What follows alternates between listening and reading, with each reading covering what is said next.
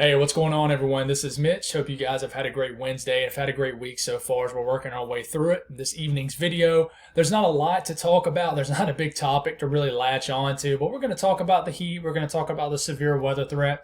And we're going to talk a little bit on the tropics and give you the latest update on what's going on there, but not going to stay very long on each topic. I even thought about really not even making a video tonight, but I thought I'd hop on here and just talk about a couple things for you guys and really save that night off for Friday night when I like to hang out with the family. Well, I hang out with the family every night, guys. Don't get me wrong. Promise you I do.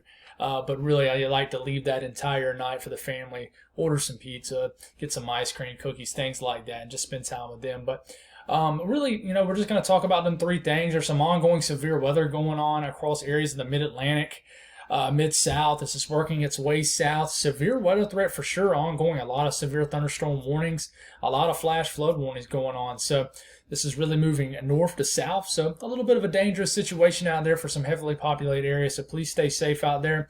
The heat has been brutal. I tried to downplay it just because the humidity wasn't going to be as bad, but I tell you what, I fell right on my face today because it was just as hot. Had to make a couple stops on the way home. And I tell you what, I just felt like a straight oven outside. It's brutal. Just a firm reminder that summer is my least favorite season of them all. I'm already ready for them crisp fall days and things like that. But if you guys have not subscribed, consider doing that. Like the video if you like it. Hit me up on my social media links over there.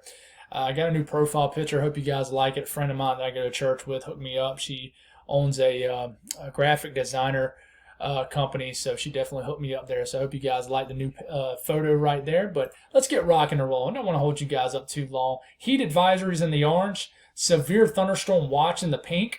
A lot of warnings ongoing also right now. Some flash flood warnings ongoing. So it's still very hot with this flow around the ridge and this jet really shooting north to south. There is a lot of energy pumping up through here in the mid-Atlantic.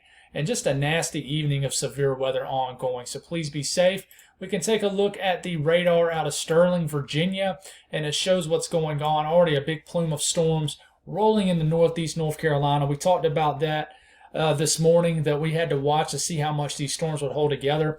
Nasty storm moved through Charlottesville about an hour ago, but you are still dealing with some heavy rain at this hour. And more storms are working its way out of Pennsylvania. And this is out the range of the radar in this region, but the NAM was kind of right. It showed storms all the way into Kentucky, and sure enough, there have been storms all the way into Kentucky. So I would say the NAM is doing pretty well. The H-Triple-R model wasn't necessarily doing bad, but the NAM is doing better, I would say. But a lot of severe storms, and the way these storms are moving, they're moving from north to south. Therefore, they're kind of training over the same areas. So please be safe. Flooding is definitely a risk that's probably not being talked about quite as much. But the National Hurricane Center, still nothing to talk about. Within 5 days, we're still just no new tropical cyclones are expected. So that's what I'm saying. I like to mention this every time I do talk about the tropics because I don't want to talk things to death. When really the actual experts at the National Hurricane Center are saying, hey, there's nothing to worry about. And there really isn't, guys. So I just want to throw that out there. Storm Prediction Center, tomorrow, right smack in the middle of the country in southern Nebraska and northern areas of Kansas, there is going to be a severe weather threat. We'll talk about this more in the morning. A tornado threat in this risk, it actually has dropped. There was a 5% chance of a tornado actually in this region. Not so much anymore. So we'll have to watch to see if this is actually kind of lessening. But you got the wind damage potential and then the hail damage potential. Highest threat area is 15% risk, 25 miles in any given location. The heat, again, is going to be brutal tomorrow. It actually might be a little bit hotter down into areas of Georgia where, maybe somebody can nip 105 degrees. And same kind of situation. We're going to be kind of saved by a little bit of dry air. And, it's going to be a little bit hotter actually where the dry air is. It actually causes the temperatures to rise. There's a scientific explanation behind that. But in general, normally if you can get some drier air at the surface, it actually causes temperatures to spike, believe it or not. But anyways, so, it makes sense that, hey, the hotter temperatures are going to be down here. In southeast Georgia tomorrow. So watch out. It's going to feel like an absolute oven, brutal temperatures for sure. Now we look out here in the tropical Atlantic about what is going on and what's the kind of the chatter going on here in the weather community. Well, here comes this tropical wave that has made itself out into the open water. It's ongoing and still pumping out convection. Certain people were, wondering if this was actually going to maintain convection. It's dealing with a little bit of dry air to its north like most systems do this time of the year. But this will be the main topic in the tropics, to see how this maintains across the main development region, what we call the MDR, and what it will look like by the time it gets into the Lesser Antilles and then it sneaks into the Eastern Caribbean.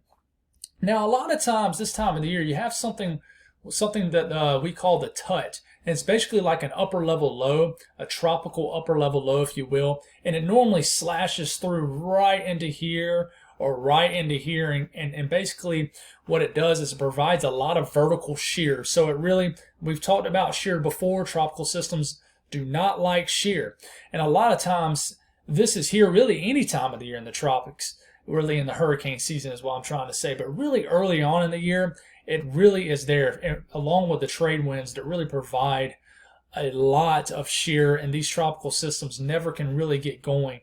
Even if some, uncommon scenario, kind of like what we're seeing right now, a tropical wave survives the length of the North Atlantic and makes its way into the Eastern Caribbean, a lot of times they're absolutely destroyed in what we call the tropical graveyard right here in the Eastern Caribbean, where there's normally a lot of factors that are promoting a lot of shear that rips away any kind of convection that these tropical systems try to form.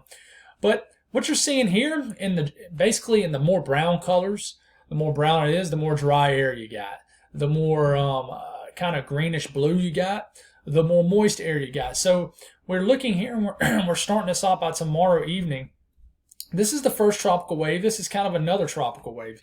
It's hard to probably see the difference on your screen, but in general, this will help to provide kind of a moist avenue across the MDR.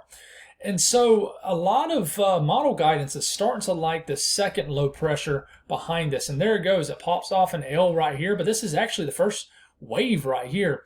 But it actually shows more attention to the one behind it. So we'll actually see if this is going to survive. Maybe these kind of merge, consolidate into one. But, this is the ensemble run from the European run. And in general, it likes the idea of tropical moisture at least getting into the Lesser Antilles and getting into the Eastern Caribbean around this time next week. So we'll have to see how this plays out. But a nice little moist avenue sets up. Even with, dry air to its north, it's going to kind of have a tunnel of moisture, if you will, to be kind of surrounded by with moist air. Another thing we'll look at is 200 millibar wind streams here, and this is basically what the winds are doing, like 37,000 feet up in the air. And in general, you can see this kind of tut going on here. You see how these wind streams kind of bow down here, get into the greater and lesser Antilles, Cuba, Dominican Republic, Haiti, places like that. And this actually provides a lot of shear. So the blue you're seeing, this is shear. It's like 30, 40 knots of shear. So any kind of amount of shear is not good for tropical systems. But at the same time, this area out here in the MDR, which is normally very hostile, you see there's a little avenue of not really any shear. Now there's shear to the north, shear to the south.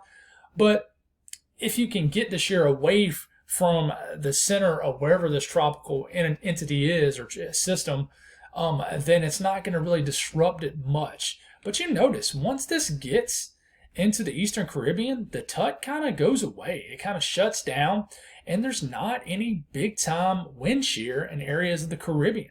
So it actually gives this an opportunity somewhere in the Caribbean to really get going. So we'll watch this. Not sure what this is going to do, but we'll continue to see what it can do. So God bless all y'all. Y'all have a great evening, and I'll talk to y'all in the morning.